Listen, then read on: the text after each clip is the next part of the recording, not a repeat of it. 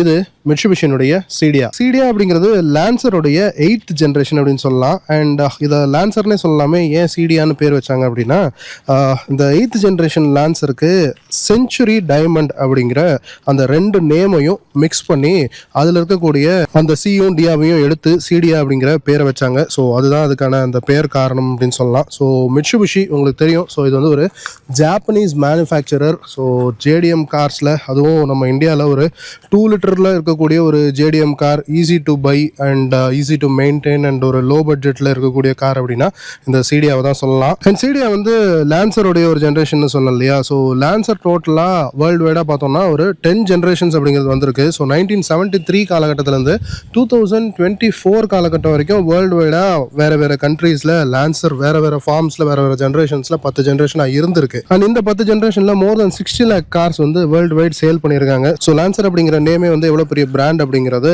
சொல்லி தெரிய வேண்டிய அவசியம் இல்லை அப்படின்னு நினைக்கிறேன். நம்ம இந்தியாவை பொறுத்த வரைக்கும் லான்சர் வந்து 1998 லான்ச் பண்ணாங்க. ஸோ அது வந்து ஒரு 1.5 லிட்டர் பெட்ரோல் இன்ஜின்லையும் ஒரு 2 லிட்டர் டீசல் இன்ஜின்லையும் கொடுத்துருந்தாங்க.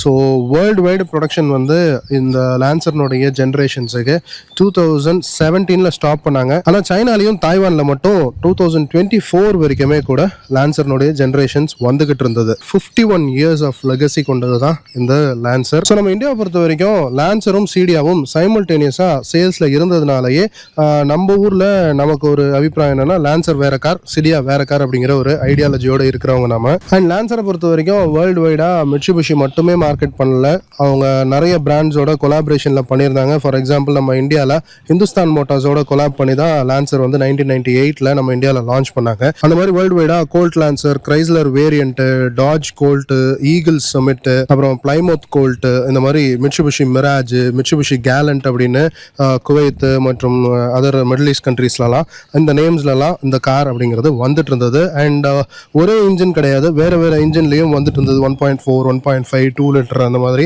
வேரியஸ் டிஃப்ரெண்ட் இன்ஜின்ஸில் வேறு வேறு ஐட்ரேஷன்ஸில் மிட்சுபிஷி கொடுத்துட்டு இருந்தாங்க.